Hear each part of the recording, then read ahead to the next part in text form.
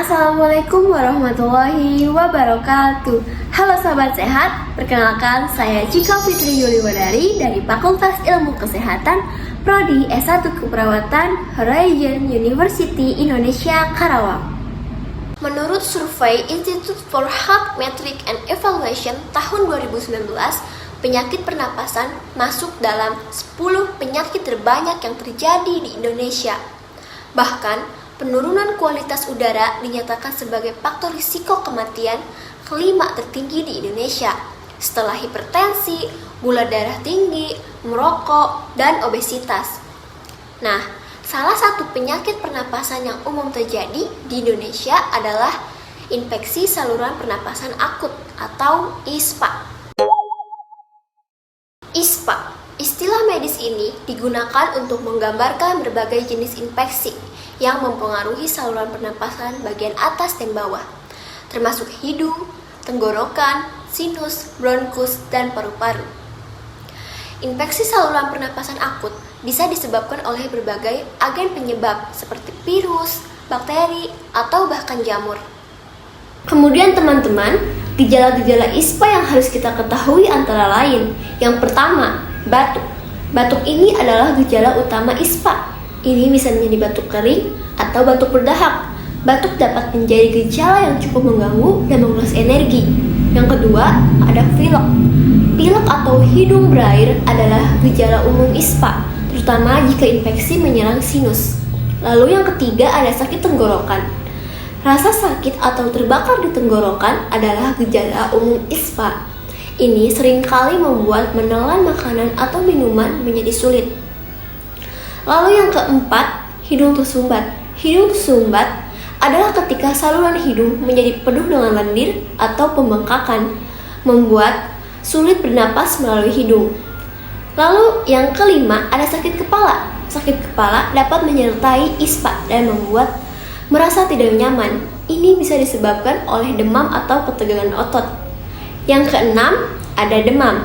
Demam adalah respon alami tubuh terhadap infeksi. Jika suhu tubuh naik di atas normal, ini bisa menjadi tanda bahwa Anda memiliki ISPA.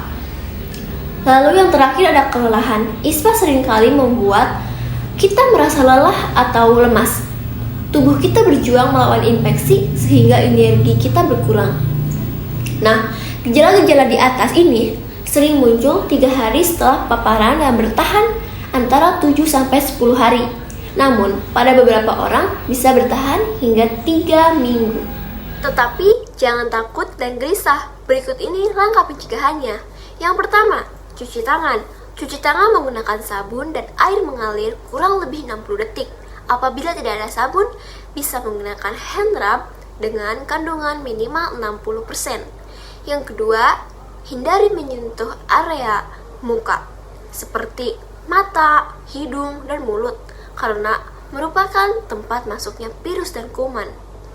Yang ketiga, desinfeksi. Selalu jaga kebersihan rumah dan tempat kerja kita dengan menggunakan cairan desinfektan. Yang keempat, hindari kontak dengan orang yang menunjukkan gejala ISPA, seperti tidak berjabat tangan dan jaga jarak. Yang kelima, hidup sehat tentunya. Kita akan terhindar dari paparan ISPA apabila kita mempunyai daya tahan tubuh yang sehat dengan menerapkan pola hidup sehat seperti makan makanan yang bergizi, istirahat yang cukup, olahraga yang teratur, dan hindari stres. Yang keenam, gunakan masker saat polusi tinggi. Pastikan pula untuk selalu mengecek kualitas udara di lingkungan sekitar sebagai bentuk kewaspadaan akan kondisi polusi yang terjadi. Jika kualitas udara sedang tidak baik, sebaiknya menghindari terlalu lama beraktivitas di luar ruangan. Apabila terpaksa, perlindungan dengan masker menjadi keharusan. Selanjutnya, bagaimana jika kita yang terkena ISPA dan tidak ingin menularkan ke orang yang kita sayangi? Apa yang sebaiknya kita lakukan? Caranya, jalankan etika batuk dengan benar. Berikut langkahnya. Yang pertama, jauhkan wajah dari orang lain ketika batuk atau bersin. Kedua, gunakan masker. Ketiga, tutup mulut hidung dengan lengan bagian dalam bila tidak ada tisu. Lalu, tutup mulut dan hidung dengan tisu. Jangan lupa buang ke tempat sampah. Lalu, cuci tangan dengan sabun dan air bersih yang mengalir atau alkohol hand rub. Nah, teman-teman, di sini saya akan memberikan tips memakai masker saat sedang ISPA agar tidak menularkan kepada orang lain dan orang yang kita sayangi. Yang pertama, ada pilih masker dengan bahan minimal 3 lapis. Yang kedua, gunakan masker dengan cara bagian yang keras atau berisi kawat di bagian atas hidung. Bagian yang berwarna berada di luar dan bagian yang berwarna putih menempel di wajah.